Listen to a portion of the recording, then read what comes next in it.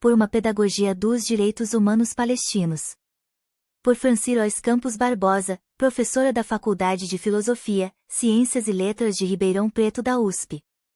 Publicado em 14 de dezembro de 2023 no Jornal da USP.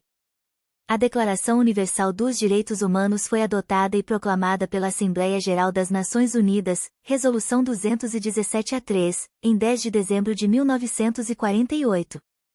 A Carta, em seus 30 artigos, indica sua fé nos direitos fundamentais do ser humano, na dignidade e no valor da pessoa humana e na igualdade de direitos do homem e da mulher, considerando melhores condições de vida, sem qualquer distinção de raça, cor, sexo, religião ou visão política. Em seus primeiros artigos temos: Artigo 1. Todos os seres humanos nascem livres e iguais em dignidade e direitos. São dotados de razão e consciência e devem agir em relação uns aos outros com espírito de fraternidade. Artigo 2. 1. Todo ser humano tem capacidade para gozar os direitos e as liberdades estabelecidos nesta declaração, sem distinção de qualquer espécie, seja de raça, cor, sexo, língua, religião, opinião política ou de outra natureza, origem nacional ou social, riqueza, nascimento, ou qualquer outra condição. 2. Não será também feita nenhuma distinção fundada na condição política, jurídica ou internacional do país ou território a que pertença uma pessoa, quer se trate de um território independente, sob tutela, sem governo próprio, quer sujeito a qualquer outra limitação de soberania. Artigo 3. Todo ser humano tem direito à vida, à liberdade e à segurança pessoal. Se a pedagogia é um conjunto de técnicas, princípios, métodos e estratégias da educação e do ensino, nada mais pedagógico que dizer e reforçar que a Declaração Universal dos Direitos Humanos não contempla a realidade dos palestinos, pois há 76 anos eles perderam o direito à vida, à liberdade e à segurança pessoal. Não há direitos humanos para pessoas que são racializadas, criminalizadas e denominadas terroristas. Considero a crítica e a reflexão os primeiros passos para a construção de uma pedagogia sobre a Palestina e seus processos engendrados por violências externas, a fim de mudar a realidade e a produção de conhecimento que promove cotidianamente o epistemicídio dos palestinos, seja na história, seja nos livros didáticos, programas televisivos, etc. Cabe a nós, neste processo didático-metodológico, desconstruir a imagem constante que os atrela ao terrorismo, à violência. Pergunto aos leitores: o que vocês aprenderam sobre a Palestina na escola? Na universidade? Na rua? Na família? Conhecem a realidade a qual são submetidos os palestinos desde o século XX? Existem esforços para apagar a cultura e a história deste povo desde a fundação do Estado de Israel, em 1948. Essa ausência de conhecimento impõe a urgência de promover uma pedagogia da Nakba, catástrofe, que nunca tem fim em terras palestinas. No Brasil, temos ainda, infelizmente, uma população que não sabe o que foi o processo de expulsão de mais de 800 mil palestinos de suas terras por meio de um projeto colonialista do Estado sionista de Israel em 1948. Desde a Nakba, assistimos a práticas de violações de direitos humanos, crimes de guerra e um apartheid que toma proporções violentas com a construção de um muro de 763 quilômetros na Cisjordânia, assim como a construção de mais de 300 checkpoints dificultando e ou proibindo entrada e saída do território palestino. Cabe dizer que, com o muro, Israel se apropriou de 12% das terras que pertenciam à Palestina. Mesmo que o Tribunal Internacional de Justiça de Haia tenha declarado ilegal a construção do muro em 2004, isso não mudou a realidade, não teve efeito algum para o governo israelense e muito menos para o mundo, que finge desconhecer as várias violações de direitos humanos que o povo palestino vem sofrendo ao longo do tempo.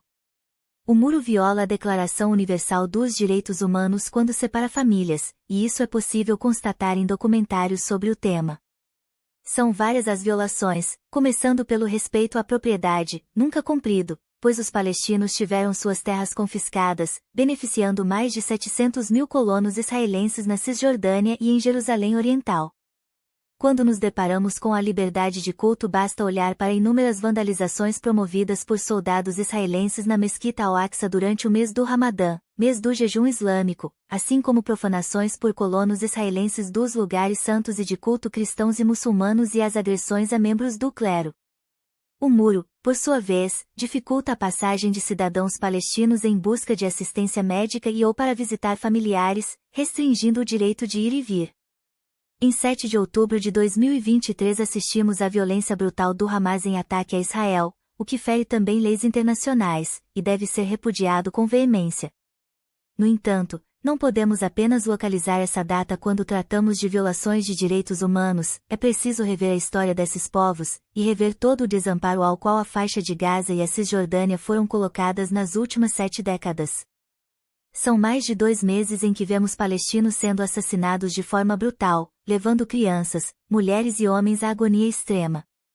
Não há mobilizações suficientes para o cessar-fogo e, enquanto isso não acontece, vidas palestinas vão sendo extirpadas, assinalando um processo que o historiador israelense, judeu, Ilan Pappé, chamou de limpeza étnica.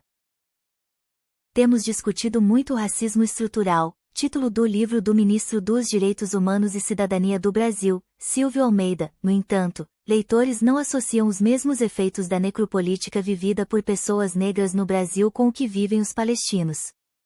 Almeida escreve: o que se pode verificar até então é que a concepção institucional do racismo trata o poder como elemento central da relação racial.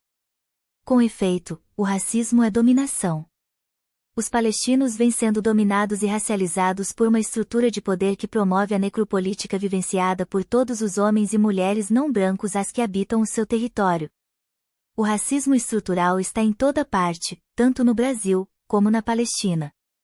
Se considerarmos que o racismo é estrutural, então deveríamos aumentar a nossa responsabilidade enquanto sujeitos de combater o racismo e os racistas, e, neste sentido, os violadores de direitos humanos da Palestina deveriam ser rechaçados. É preciso dizer didaticamente, sim, que é violência, que é racismo estrutural, que é barbárie o que vivem os palestinos. É preciso dizer que, onde a lei internacional não chega, a necropolítica chegou, e isso é o que vem acontecendo em Gaza, na Cisjordânia. Considero que um dos caminhos que precisamos construir é rever essa história do povo palestino em cada página de livro, em cada documentário, filme, telejornal. O mundo precisa conhecer o que eles vivenciam. Palestinos vivem o racismo estrutural, no qual são brutalizados cotidianamente, são cidadãos relegados à segunda classe, a lugar de pessoas abjetas, sem direitos, apenas deveres, em um lugar subalternizado, sem direito a falar. Pode o subalterno falar? Perguntaria Spivak. Não pode, quando se trata de palestinos. Em 18 de novembro de 2023, o GRACES, Grupo de Antropologia em Contextos Islâmicos e Árabes, que coordeno desde 2010 no Departamento de Psicologia da USP em Ribeirão Preto, em nome do seu Grupo de Enfrentamento à Islamofobia, lançou o segundo relatório de islamofobia no Brasil. Nele é possível acessar o que já sabíamos, o evento gatilho de uma violência externa chegando aos muçulmanos no Brasil, de várias formas. Ao perguntarmos se as mais diversas mídias sabem diferenciar árabes, palestinos e muçulmanos, a maioria respondeu não. Podemos afirmar que nossa pedagogia dos aspectos culturais, econômicos e sociais, quando se trata do Oriente Médio, é falha, e constrói orientalismos, barbárie, como diria Edward Said, nos quais a prática jornalística se torna cúmplice de informações equivocadas, distorcidas. É preciso pautar discussões na TV, nos jornais, nos livros sobre o que são os árabes, os palestinos, os muçulmanos, a fim de que o conhecimento vença o estereótipo difundido. Em novembro de 2023, o GRACES promoveu um evento sobre Islã medieval, pois o conhecimento do medievo contribui para a formação de cidadãos que compreendem que estamos falando de uma cultura rica e promotora de conhecimento universal, da qual a nossa sociedade se valeu e se vale até os dias de hoje. A pedagogia da Palestina nos instiga a saber mais sobre sua história, seus costumes, suas formas de ser e de resistência.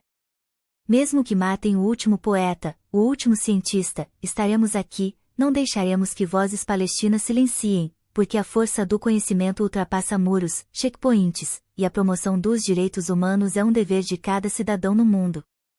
A paz é imperativa, assim como o conhecimento. Neste momento queria ouvir dos chefes e ministros de Estado e de todos os cidadãos que povoam o mundo. Palestinos, vocês existem e são valiosos para nós.